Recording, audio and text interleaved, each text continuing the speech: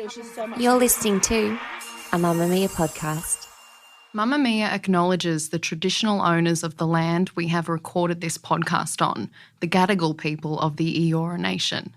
We pay our respects to their elders, past and present, and extend that respect to all Aboriginal and Torres Strait Islander cultures.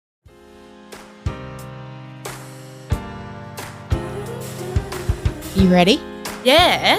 All right, let's do this. We gotta carry on. We gotta carry on. Be strong. Be strong. Here's something that most of us have learned the hard way. When you lose someone unexpectedly, someone who's close to you, you don't just mourn that person. Swirled around in all the shock, you also have to process the loss of your life with that person. And especially if they're young when they pass away. And especially when that person is your partner. I really do believe now that we are just vessels, and yes, someone can die, but we're all made up of just like energy, and it's got to go somewhere. And I felt him around me, and I still do, and I feel him in my dog, and I see him in my daughter. Like, I know he's everywhere. If the person you love happens to be famous, you also have to throw in a whole other layer. The media and a public who want details and photos and interviews. Australian Winter Olympian Chumpy Pullin has drowned in a free-diving accident on the Gold Coast. Known as a kind-hearted man with a love of people and the outdoors, Chumpy Pullin's death has caused shockwaves. When Ellidy Pullin's great love and partner of 8 years, Alex, or Chumpy as he was known, died 2 years ago, they were trying for a baby. And 15 months after she lost him, Ellidy gave birth to that baby. I just heard the word sperm retrieval, and I just didn't even want to have a conversation, but I just said, go and do whatever you can. I don't even know what that means, but yes. There's this phenomenon that sometimes happens after a tragedy. It's called post-traumatic growth. And today you're going to hear a beautiful, emotional, heartfelt story of love and loss and rebirth and actual birth in the most surprising circumstances. I loved this episode, and I know you will too. I wanted you to share some happy memories of Chumpy, because I've watched interviews with you and the way you light up when you speak about him, and it's pretty beautiful. So I wanted to ask you about when you first became aware of him, because you guys moved in similar circles, right, on the northern beaches. I imagine you both knew who each other were. Yeah, we knew of each other. You know those people that you kind of always walking past or like near, or he's in that group and I'm over here. Like, you're always kind of watching each other, but we were both never available. And I mean, look, I was never looking at him like that. I just knew of him. Yeah. And he knew of me. Was he a big deal at that stage? No. And I mean, maybe in his own world, but I knew nothing about snowboarding. Yeah. So he wasn't like a mini celebrity. I mean, not really, but he was definitely like that hot guy that used to come to our parties and play guitar and be like really talented at that.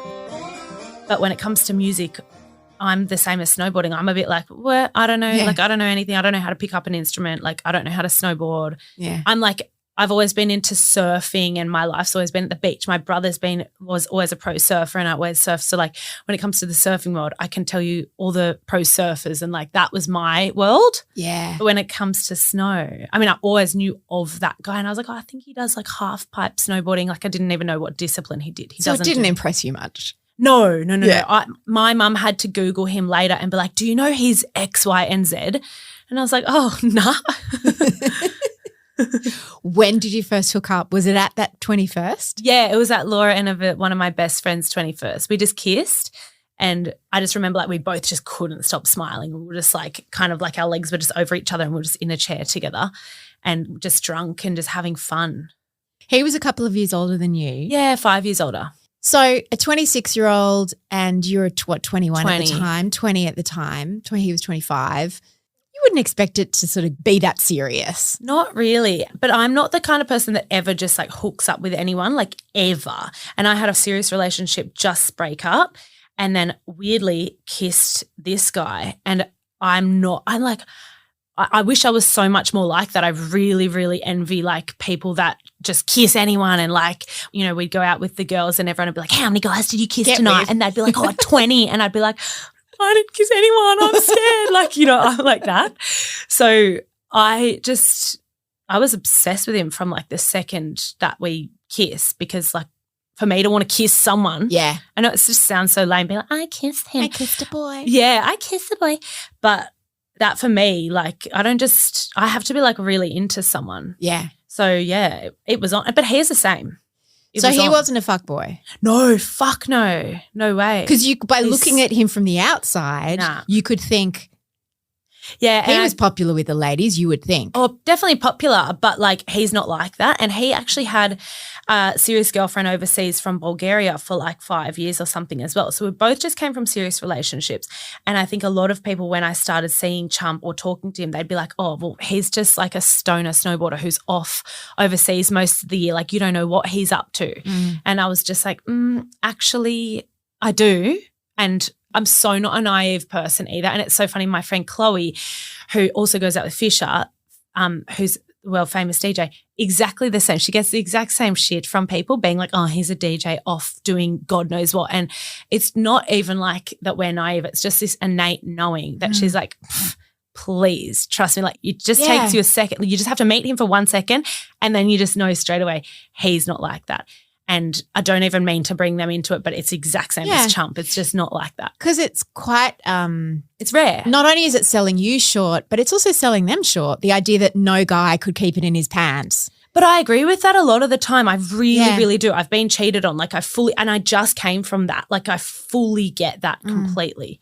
But you just always had that complete trust between the two of you. And he's just not like that in the way that I'm not. And like it's not even a conversation you have to have. It's just like this gut knowing that you just feel safe and you trust. What happened after that first night? How fast did it get serious? It just got serious over message, and we were just sending these big long messages, like just confessing just how we felt kind of thing. And it's, again, not something I usually do. I hate writing, hence why Ali helped me write the book. Like she was amazing. Like I have so many thoughts, but I hate the actual like, oh, I don't want to sit down and write this big ass essay. Yeah.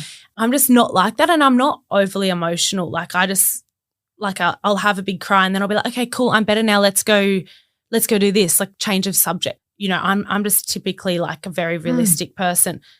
So no, I was getting very deep with him, and he's a very deep emotional person. So I was just obsessed. And then I guess I was sending all these big long messages and it was getting like serious. Yeah, not really. And you still only just kissed? Kind of. Yeah, exactly. Yeah, just kissed. But as soon as he went home from the party, like we must have both left the party at like 2 a.m. I had friends come back to mine. He went, I don't even know where. And straight away, you know, like adds me on Facebook, adds me on Instagram, and like lots of guys don't just do that and then like message straight away being like, oh, it was so fun with you tonight, like that. And I'm like, oh, so cool. We're not playing games. And then refreshing. Yeah, refreshing. We love that. And I guess skip forward a few weeks, like we were just like dying to see each other, and there was this like pull, like I just need to see you kind of thing. And then he was in Melbourne, right? Yes. So then he was about to fly out overseas, and he was like, look, I know you're away. You're down south with your girlfriends, like having a fun weekend down south for one of the girls' birthdays. He was in Melbourne. He was like, I'm flying to Europe in 2 days. I'm at this hotel. Why don't you come and meet me for a night? Because I'm about to go away for like 3-4 months. And I was like, oh my gosh. And we were out at the time. My friends just booked me these tickets. They're like, we are driving back to Sydney tomorrow. We are dropping you at the airport. I felt like a little kid on her first day of school, and also very hungover too. And just went down and met him. And we were just on, and it was just so natural. It was just like we'd been together forever. Because sometimes people can say, if you text for too long, it can sort of turn into something that's then awkward when you see each other. Totally. And I was so worried about that. Yeah. And it just wasn't like that. I think we just like bit the bullet and we just hugged and we were like, oh my God, so excited to see you kind of thing. Like, I think it was just meant to be. It was like we'd been together forever. And then you spent that first weekend locked down before there was such thing as lockdown, voluntarily locked down in a hotel. Yes. Getting to know each other. Exactly. It's funny, so much of the commentary around the two of you focus on how gorgeous you both are. Like you are tall. Yeah, like like not Barbie and Ken, but like more beautiful. Like you're tall and blonde and beautiful and a surfer, and he's a snowboarder and tall and dark hair, and like aesthetically you are the dream couple. But from everything that I've seen and everything that I've read about the two of you, what strikes me most is how goofy you were together. Goofy for sure. The goofiness. He doesn't know, like, thank you for saying those things. He though is absolutely stunning and just flawless. Like, he's an angel. I swear he wasn't even real. His skin just glowed. He never had a pimple or like anything ever. Like, he was just this perfect person. Whereas I'm always like, oh, I got acne, like I got this, I got that, like help me, my hair sucks. Like, but I'm a girl, obviously. Yeah, but you both look ridiculous, but you could see that there was so much more than that. Like, to me, your connection seems the goofiness and your outlook on life. We're very natural and real. We just don't care about it. We just don't care. We just live life, and we definitely are goofy, but he's like particularly goofy. Like, he would just come home and put on like these crazy accents. I think he was obviously a snowboarder. He was definitely meant to be a musician. Like, he was a musician, but I think he could have done it professionally. I mean, he didn't not do it professionally, but he could have been like a full artist. And then I also think he really could have been an actor too, because he just gets into role. Like, he really channels characters, and he just gets into like role play, and it's so funny. And he'll just be off on this tangent like all night, and I'll just be like, oh my gosh, like Captain Jack Sparrow, like hello, like, you know, like he'll just be like. Neither of you had to play it cool. No. Oh my God, no, never. I mean, not even at the start we didn't really have to play it cool, I guess. But yeah, definitely not after 8 years. Like, no way. When did you move in together? Actually straight away, which is also weird. And I'm like a very stand on my own 2 feet independent person. Like, I got kicked out of home young, not young, but like we're very What did you get kicked out of home for? Well, we used to pay rent at home, obviously, to live. And then like when I left school, even though I did uni, it was like, no, you're paying to live at home. Like, you need to pay $150 a week. And I was like, oh, but I don't really earn much because I'm at uni. But like, that's just the rule. And then I went traveling for a few months, and my stepdad was a bit like, well, you're traveling, your room's got your bed and all your shit in it, and you're not paying. So he packed up all my stuff and had it ready by the front door when I came home. So he was like, hey, by the way, your room's not here because we could rent it out to some other child or some other person that wants to pay your rent. Tough so love, I was like, man. oh, you're a jerk. Got my stuff. And so I guess essentially I did move straight in with Chumpy then into this place that he was staying at in Collaroy, that he was just being put up at the time just to train on the northern beaches in Sydney. But then he bought a place in DY just down the road, which is like, I grew up on the northern beaches. So he just bought a place in DY, and he was always planning on buying a place, but then we got together and he was like, okay, I definitely want to buy in Sydney. And he wanted to just kind of solidify it or us, maybe, I think. So he was like, I can't live in this alone. You're coming with me. So then we both moved into there together because he bought it off the plan. So as soon as it was built, we both moved into there, and it was really cute. We just both like set up. Like, I remember going to the furniture shops, and it was just so cool. And I was like, I had just turned 21, and I just felt like such an adult. Like, everyone was still just living at home, and Mummy and Daddy were buying them milk and tea and shit like that. Yeah, that's early to move in together. Did anyone warn you against it? I think people were just like, oh, wow, you're moving in with him already? Like settle down. Like, and I was just like, nah, like, it's, you know, it feels right. Like, it's not me being a clinger who can't be on my own. Yeah. It's actually just, I love him, and it's actually just convenient because I've just been kicked out of home, and hey, it's working. It's working. Like, and we just clicked. We were just like, we never tried. It was just easy. Was he still traveling a lot for snowboarding then? He was always traveling a lot. So he was always away, like always definitely away from about November to March. He would always come back. Like, so he would be away for about those 5 months, but every month he'd come back for a week. So it was always like 3 weeks, come back, 3 weeks, come back. So it was never 5 months straight. It was always really doable. So even though it happened fast, you had that space built in. Yeah. That separation. Totally. Yeah, which I love, because I love the whole like, okay, you go and do you, I'll do me. I really miss you. I can't wait to see you. Like, I literally love that. I'm super independent. I love doing my own thing. And I love being able to miss someone and then getting so excited to see them. So nice. When did he retire? He actually hadn't retired, but he was planning on it. So I'd say he was just about to retire, like literally when he passed away. He was probably just about to announce it just after. I guess COVID happened and traveling wasn't happening, but he was if he was about to go overseas and compete, he was like probably not going to do that. He was just about to retire. Was that something that you guys talked about, what it would mean, the future, what you both wanted to do? Yeah, because Chump's a real planner. So we wanted to have babies and we also just moved into our dream house on the Gold Coast in Queensland. So he was obsessed with that and he's a real like house proud homebody kind of person. Like he's always just building. He's really into woodwork and he's really good with his hands, like building little trinkets around the house and putting like little installations everywhere around the house. Like very chumpy. My house is just chumpy all through it. And so once we moved in there and we made it home, we got our dog, he was just like, I can't leave. And so there was a European winter, so our summer where he did go and do his like time away and he was just hating it because he just wanted to be in his home that he'd just bought and built with me, you know what I mean? So we were always wanting to have bubs and we were always like about to start trying, but his whole thing was like, no, I have to retire first because I can't go away and I have to be like, I'm here and da-da-da. So we had just started trying for like a year, basically before he passed away, almost a year we'd been trying because he was basically like just dragging out his retirement. He was just about to retire. And because with COVID. Yeah. And he was probably kind of just waiting for me to just fall pregnant. So it was like, okay, now I'm retiring. Yeah. Because there was no way he'd leave. He could barely leave our dog.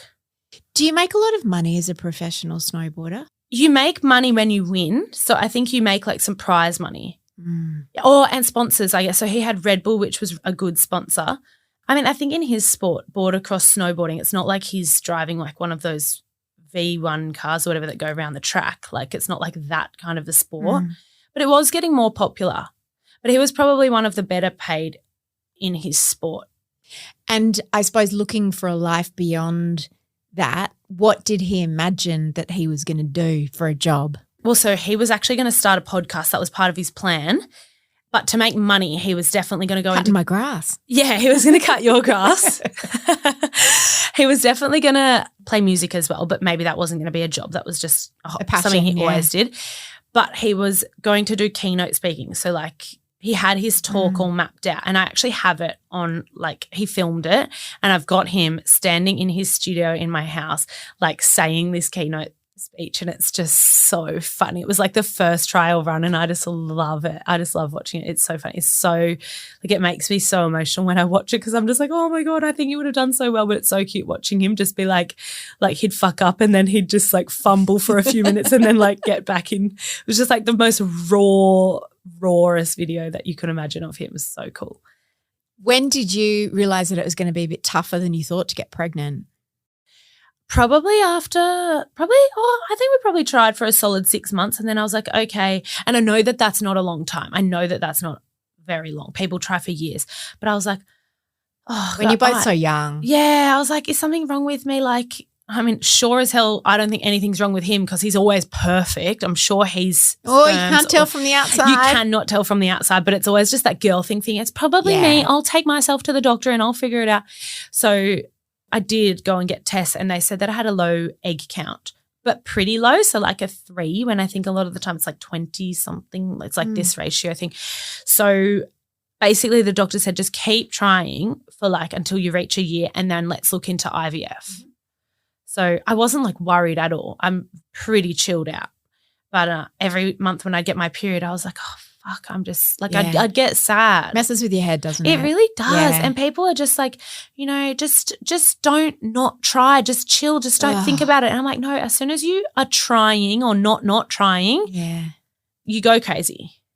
You do. You go crazy and it can affect sex and it can affect how you feel about yourself and it can really mess with you and how you feel like as a woman and totally. Yeah. Because you just hear of, I've got so many friends that just accidentally falling pregnant all over the shop and I'm like, how?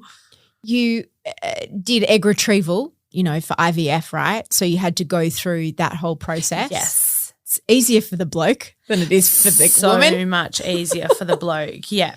Here's a cup. Off you go. Yeah, go have fun. Here's a magazine. But you did a round of IVF just before. Oh, no. You hadn't done Chump it. and I hadn't done that. So we were definitely about to do IVF. That was like our next step. So it had probably reached like the 9 or 10 month mark, and we were like so close to doing IVF. Okay. We hadn't done any IVF together. So I think a lot of people assume, because I don't go into my story in great depth with just anyone, if they're just like, oh, so, who's your baby's daddy or something, I'm just like, oh, yeah, he passed away, da-da-da-da-da. I don't need to tell them like the exact times. And then I got pregnant 6 months later and blah, blah, blah. So they just assume I must have been pregnant when he passed away. Yeah.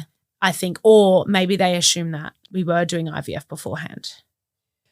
When he died, did you know you weren't pregnant, or you were still going, oh, maybe I could be pregnant this month? Yeah. So, I mean, I always love to go back and think, where was my head at? And it was like, obviously I was in so much shock, so I wasn't thinking much, but I definitely do remember having this specific moment where I was like, I think I must have grabbed my belly and been like, oh my God, I wonder, like, I know I just ovulated. We had tried really hard that month. Like, we tried every month, but we tried. And I was like, I fucking better be pregnant this month. But also, oh my God, would I want, like, what? Yeah. He's just died. Like, could definitely not even say that word at that time. Do you know what I mean?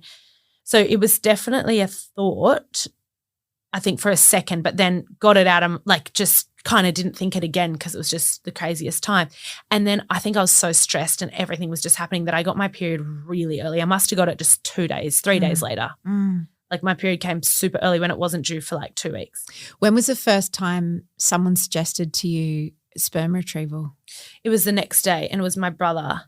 And I remember just having like my head buried in my hands and knees on my back deck, and my brother just came over, and there was just like people all around at my house, and he just came and kind of mentioned, hey, I've been talking to Chloe and Mum and Laura, and we're talking about sperm retrieval, and said something along the lines of that.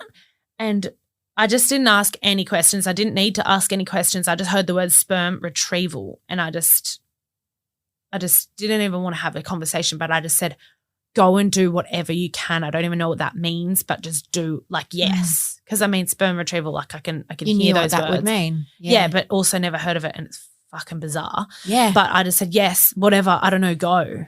Like, go. I didn't know what the procedure, like, I don't know. I still, you know what I mean? Don't even know. But yes, the answer is yes. And he just ran off and spoke to everyone, like, as in my immediate family, Chump's immediate family, and everything just aligned and just came together.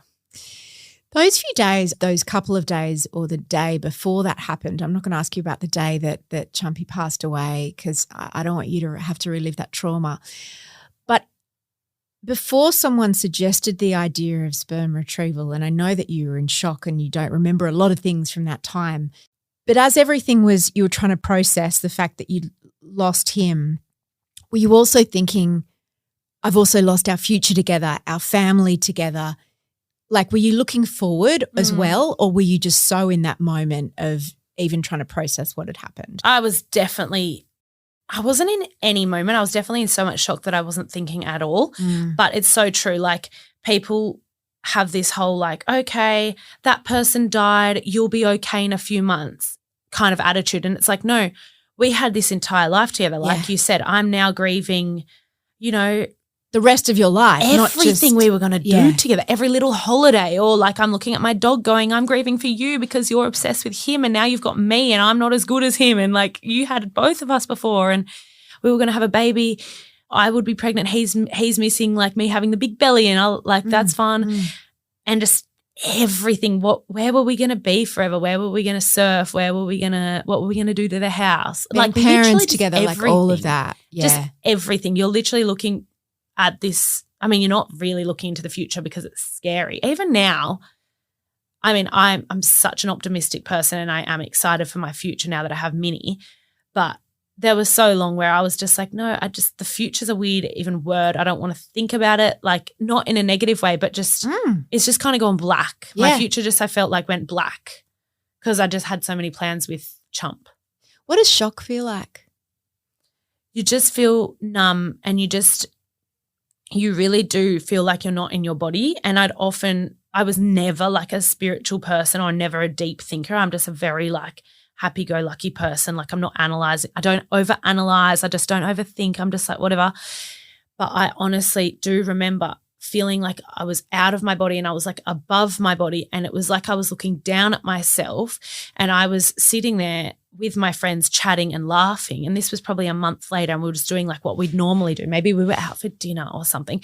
And I was like above myself, looking down at myself and going, what the fuck are you doing? How come you're sitting there laughing? It's not funny. Chump just died. And like, you're just so not in your body. And then like, it's like you jump back in to your body, and I'd be looking at someone and I'd be having this, what would look like a completely normal conversation. But in my head, I'm not even listening to the person. Like in my brain, right at the forefront is, where the fuck is Chumpy and what just happened and what am I going to do? And how is this real? Like you're always, genuinely always looking around at other people's reactions and faces. Like you're looking around for like validation that, am I just living this nightmare alone, or are you as rattled as me? Like, did he die? Like, are you sure? Like, am I going crazy? It's like that. And people, yeah. And it's weird, like as life goes on, so the month or two later, people do start getting like they know something gnarly's happened, but they are getting normal-ish. Oh, yeah. So you are like, I'm also a very social person. I think my friends were my like safety blanket. So I was always trying to be with people and just always with my best friends who I trust so much. So, but I'd often be looking around going like, I know we're doing normal shit, but like he's not here. Yeah. Like it's weird. It's weird that he's not sitting here. Are you feeling that too? That would always be going through my head. Like always. No one would have known it. They would have just thought I'm acting great and Elle's fine. She's going so well. And I was. Really I wasn't good. going badly. I was okay. But 100% would always just be like, holy shit. And that thing that I've heard you say and you write about, where is he? Like, but where is he? Not where is his body, but where is he? Yeah. Like this big personality, but where? Yeah. Where does the energy go?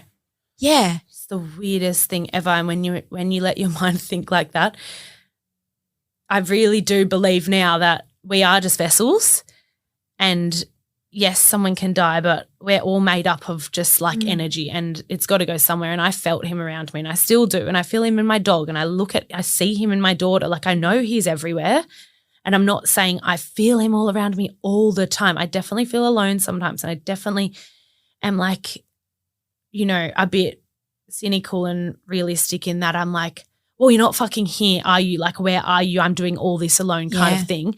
I don't think he's here at all, but I think spiritually and energetically sometimes I do believe and feel 100% genuinely like I know it in my gut that he is around me. There have been some crazy coincidences and signs, like on his birthday around a year. Was it a year after he died, or his first birthday? Yes. What happened then? So that was amazing. Chump's parents were up, and it was, a year after he passed away. We were all dreading that day because it's a funny one. The year is like the year of firsts. You want to acknowledge his life, but it's not a celebration. So it's like, what are we gonna do that day? Are we gonna make really fun food and eat and be happy? Like, but how can we be happy? Like, just the weirdest thing. And then you all get together for it too. So you're like, we're just all getting together to cry. Like, that sucks. I'd rather be alone. Like, it's just the weirdest. It's just such a head fuck that day. I just hated it. But anyway, Chump's parents came up, we all decided to kind of go for a surf that day. So there was friends around, and we did go down to, sorry, I'm actually getting confused. Chumpy's dad's birthday was like, it was his dad's birthday. His dad's birthday was 4 days before. Sorry, his dad's birthday was 4 days before the 1 year mark that Chumpy passed. So, sorry, I'm with us now. So he was up because he was up for that weekend because it was like in the same week that it happened. We went down to Cabarita in the car to take the dogs for a walk at the dog beach, and then on the way back we're on the road going from Cabarita, if you know it, to Casuarina. It's just like a road, and his dad quickly pulls over and I'm like, oh, what are we, we don't pull over here. There's nothing. There's just bush. And he's like, oh, there was something on the side of the road. It was like a bit of rubbish, I thought. Like they're always picking up rubbish off the beach and stuff, like good Samaritans. So I was like, oh, yeah, whatever. We happened to be on the phone in the car to Chumpy's sister Emma at the time. So we're having this chat with her, happy birthday, Dad kind of chat, and he's just nicked off to grab something from the middle of the road. And he comes back and he's holding an axe. And he's like, like a little tomahawk axe thing that's just sitting in the middle of the road, which was so random because Chumpy and his dad had literally refurbished old axes in Chumpy's dad's garage. They'd like remodeled them, so added new like wood bits and then carved out parts to the axe part and like engraved things and like made these old tomahawk axe things look just stunning. And they're like hanging up in our house and down in Eden in his parents' house as well. And axes for him and his dad, for Chumpy and his dad, are like a really symbolic tool that like they grew up camping, but also Chump and his dad and his mum, they love the Vikings, the show. And so Chumpy's always channeling the Vikings theme music before he goes and competes. It's like his thing. He's always putting it on. And like I'm never there because I'm never overseas with him, but he's always putting it on and getting into like this Viking kind of essence before he goes out there and like tries to dominate. He looks a bit like a Viking. Yeah, he does. Yeah. And so axes, and he always goes on about axes. And then when he made this axe, he's just like, axes is a symbol of like perseverance and determination. And like, it's just a really strong kind of symbol. And that's just so Chump, and it's just weird. And that massive tattoo that he had on his rib cage. And then he got a massive tattoo on his rib, like takes up his whole stomach, side of his stomach with an axe.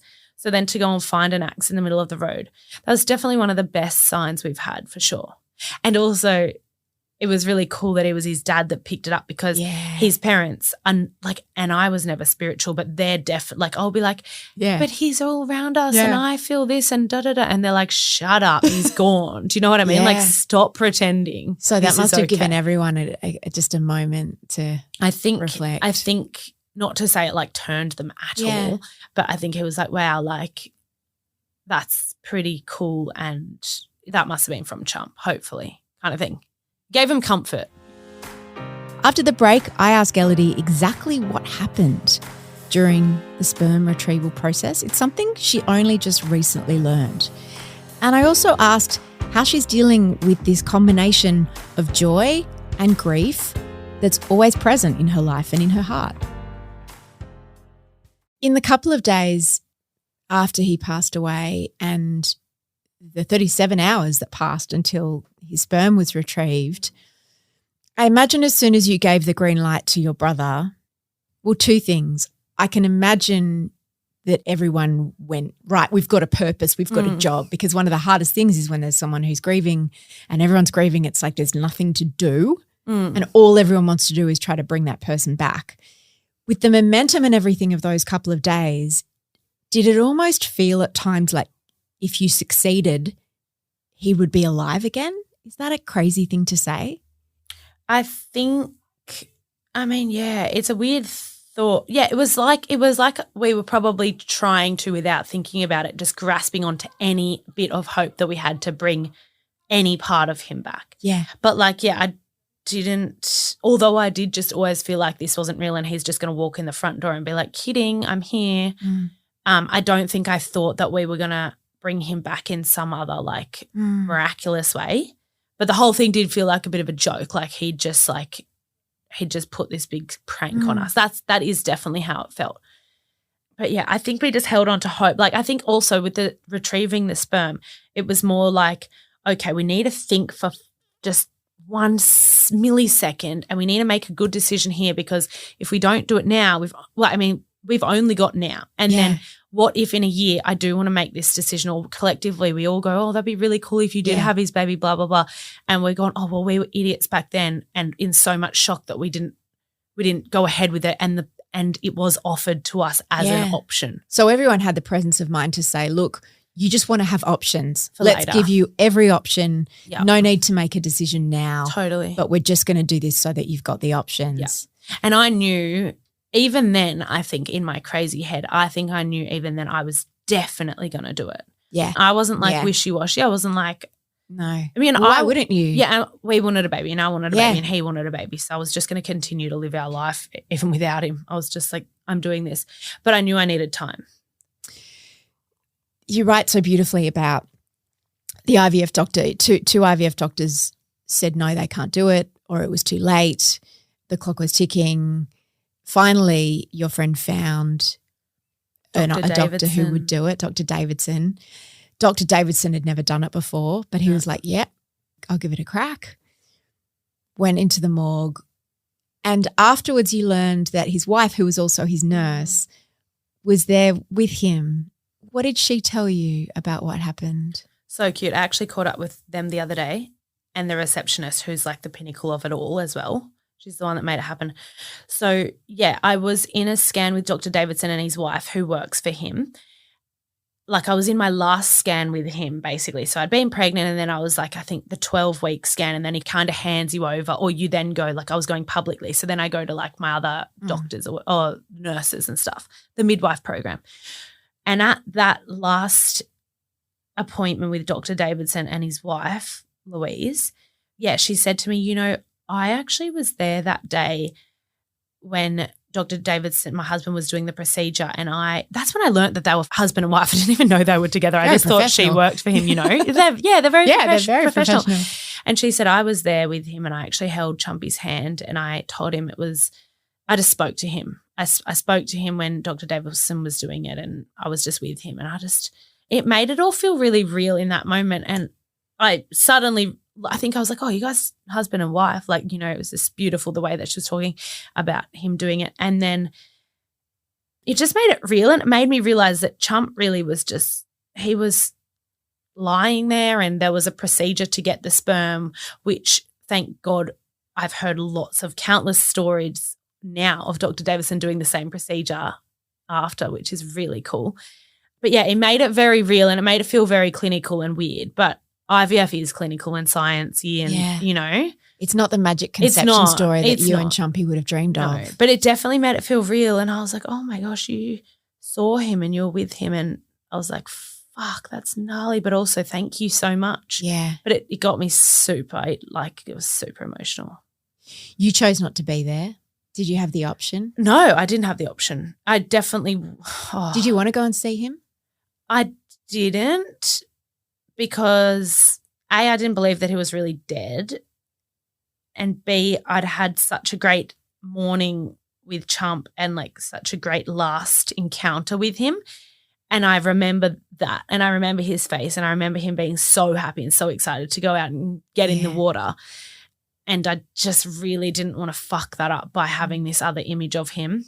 My mum and my brother still say to me, we had this chat about it the other day, we're at my pop's funeral and we went back in the hotel room in Goulburn, and they were like fully talking about it with me. We were all emotional, we were all crying, and they were like, although he looked fine, he just looked like he'd been for a swim. Yeah, he was a bit cold, but they were like, we're just so that, like, my brother in particular, he's like, I see it every night when I close my eyes and I go to bed. And he's like, I don't want to remember Chump that way. I don't remember him that way, but I can't get that image out of my head. And I'm so glad you didn't see it. Yeah. Even at the funeral, like, you know, obviously you go through the funeral process, which I accidentally kept calling a wedding the whole time because it was at this beautiful venue, and it just, like, I'm not used to saying the word funeral. So I kept being like, oh, yeah, going to see the wedding site, going to the wedding. Like, it was just because it was just this event in my head, and the funeral just wasn't a thing that I did or spoke about ever. Like, so wedding was this thing that we'd go to every weekend, another wedding, da-da-da, like, you know what I mean? I just accidentally kept calling it a wedding.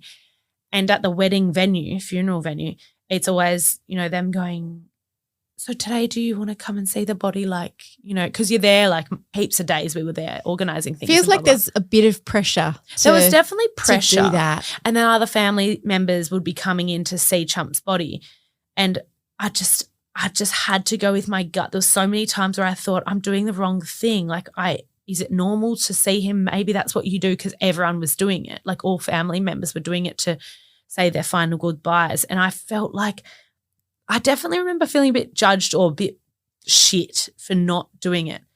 But I You really knew. couldn't. I just knew in my gut I really didn't want to do it, and I'm still really glad I didn't. But my whole thing was I'm scared that I'll regret it in years to come, but I just couldn't think forward either. Yeah, of course. But you knew in that I knew. moment. I think I knew. Yeah, Yeah. you did. I'm glad I didn't. Who was the first person that you told you were pregnant? Well, my mum was at my house at the time when I got the call, so I was screaming and I told her.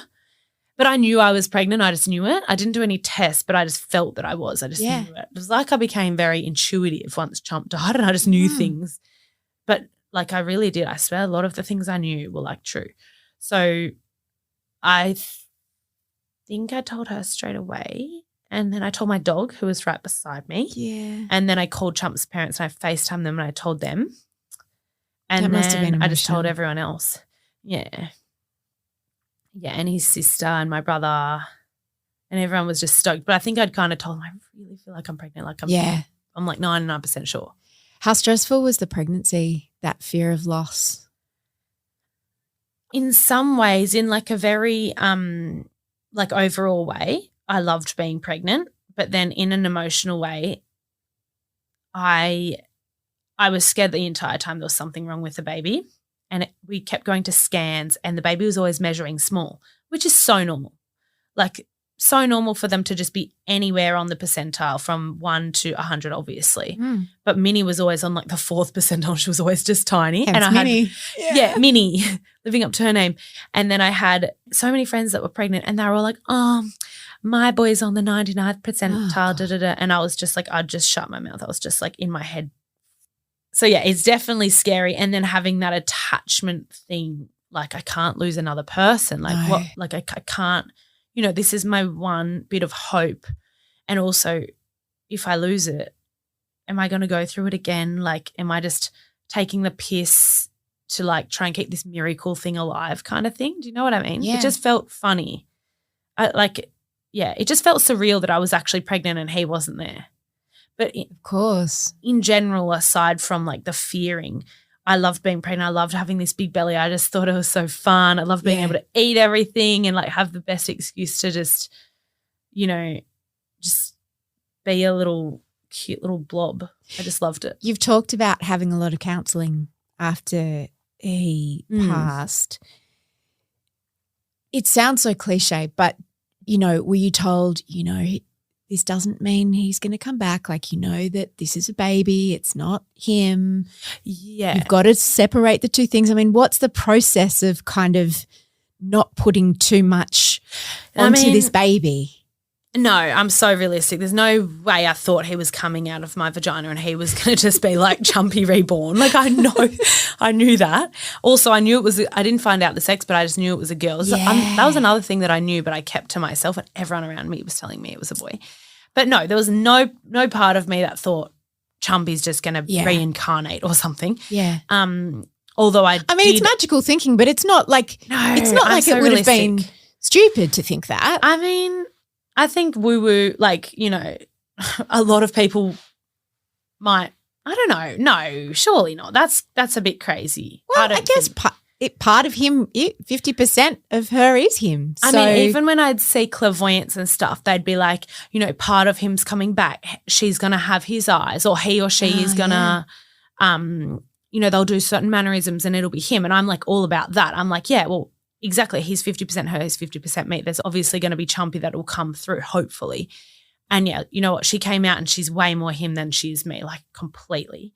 Did you see clairvoyance to try and contact him? Yeah. And also I think it was like another kind of therapy or counselling that felt comfortable and I loved the reassurance. And I was just, funnily enough, on the plane this morning coming down and I listened. I was just saying at lunch just then to my mum, I listened to the first reading I ever had and it was an hour-long reading by a friend of a friend who I'd actually never met and she decided to go to the beach one afternoon 3 days after Chump passed away and try and channel him and she did this hour-long recording and I'd listened to it back then and I never thought to listen to it again until my friend said, hey, did you ever go back and listen to Amy's reading? Because I've been thinking about it because we all sat around listening to it like a few times like that week, like back when it happened. And she's like, I've been thinking about it and I really think you should listen to it again because I remember so many things she was saying. I feel like they've happened. Anyway, this morning I listened to it on the plane. So bizarre. She said she basically thought I was pregnant at the time, but then was talking about this conscious birth that I'm going to have. And she's like, I feel like you're going to have his baby, but I know that sounds really weird if you're not pregnant. Maybe it's that you're rebirthing your own identity and you're going to have this rebirth, but I know you're going to be pregnant and I hope you're pregnant. I don't know if you are. It was like, that's how she was saying it. And probably no one could make sense. She couldn't have made sense of She it. was so confused by saying it. She was like, I'm sorry I'm saying this. I didn't mean to say that. I hope that doesn't hurt you, but this is what I'm saying.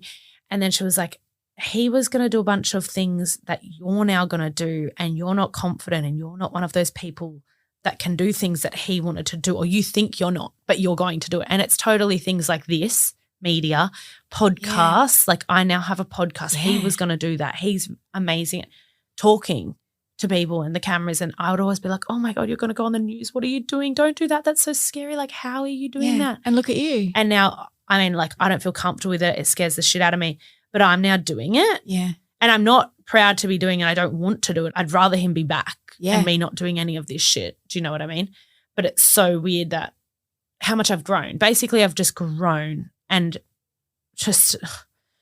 I've just done so much that I like never ever would have written about. Like I never thought I'd do anything like this. Never thought I'd have a microphone in my face. I literally could not get up at uni or school and read out a page of anything. I'd be like this fumbling mess, shaking, like fully couldn't even read for the life of me, like would never do anything like that. I've heard that described before as post-traumatic growth. Yeah. So it's like when you have a big tragedy or trauma and your life actually gets bigger afterwards, and it doesn't take away the hole that person left, but you grow. You do. Like, because you have to fill spaces that weren't there before. Well, that's so funny you say that because like now I'm thinking everything I saw on social media after was, hey, there's this grief page here, there's this widow here, there's this community of girls you could join here. They're all talking about X, Y, and Z. They've all lost their partners or they've all lost someone. Or there's this podcast about grieving widows. There's just everywhere. There was left, right, and centre people who'd gone through a loss and they'd created X, Y, and Z from it to help them get through. And and I get it. It's their therapy and because you have to stay busy so you have to do shit. And a lot of the time that shit ends up being like really cool things that end up helping other people. And that's why sometimes I hate that I'm doing so much and I feel like I'm so busy and I just want to relax sometimes. But also I'm very proud of how many people that I know, and I hate even saying it out loud because I feel like a wanker, but I know I've helped people. Oh, yeah. And it's so nice. I hear people come back and just like people will say to Chloe and I, who I do my podcast with, like, you've saved my life. I heard you say this and that. And it just like I literally wanted to kill myself, or now I'm hooked on your podcast and you're talking about this. Thank you so much for bringing that to light. Or my partner died and I would have known about sperm retrieval if it wasn't for you. There must be babies in the world. There's babies now. That because of you and Chumpy. Like even my not just your own baby. Yeah, and even my book launch I had the other week in the Gold Coast, there was a girl there that had travelled from somewhere to come and she was like, my partner died end of last year and we got his sperm. Thank you so much. I just had to come and meet you and I wanted to tell you. Because people wouldn't have known about it. No, well, I mean, I wouldn't have known about it. It was by chance my friend heard of it. So I just want to spread awareness, if anything, and give hope to people. I once interviewed a woman who had 2 little kids and was pregnant with her third when her husband died unexpectedly. And she gave birth about 6 or 7 months later. And she said it wasn't until that day that she gave birth that she realised he was gone, because she said she thought he would walk in. And when he didn't, it hit her in a way that it just hadn't until then. What was that day like for you? Yeah, I feel like that does make sense. I feel like shit just becomes real. I never thought he would walk in, but I think I just had this like energy feeling of like, wow, the circle of life is happening right before my eyes. Like his DNA and 50% of him, like you said, is just coming out of me. Yeah. And here she is, and I have like a piece of him back. And it's just so bizarre. And straight away, I just saw him in her eyes straight away. They've got identical eyes. And I knew they would. I like spoke about it beforehand. And I like even remember writing, like I think I have a post on like Instagram saying, I can't wait to see his eyes in my baby. Yeah. Didn't know if it was a boy or a girl, but I like said that, and it's weird that they came out with the exact same eyes, like they're identical eyes, these brown like almond shaped eyes. And yeah, it is a bizarre euphoric feeling and definitely emotional, but like the joy 100% outweighs any of the, like, it wasn't a sad day at all. I think that lady that you're talking about, I'm sure she would have been overwhelmed with joy for her new baby as well as being like, fuck, he didn't come into the room. She was. It was the two things at once. Yeah, but I definitely felt just like a lot of pure joy. And just I felt blessed and lucky, just lucky because it was such a miracle. There's more to my chat with Ellidy, and in our exclusive episode for Mamamia subscribers, we talk about finding love again and also whether she'd consider baby Chumpy number 2. Is there more sperm? There's more sperm, and we do have an embryo sitting there on ice. And her answer to that question is going to surprise you. It certainly surprised me. You can listen to that right now. Just follow the links in our show notes. And if you want to hear more of Ellidy's story, her beautiful book about her life with Chumpy and what happens after he was gone, it's called Heartstrong and it's available now. We'll put a link in the show notes. It's such a lovely read. The assistant producer of No Filter is Emmeline Peterson. The executive producer is Eliza Ratliff. And I'm Mia Freedman. Thanks for having me in your ears.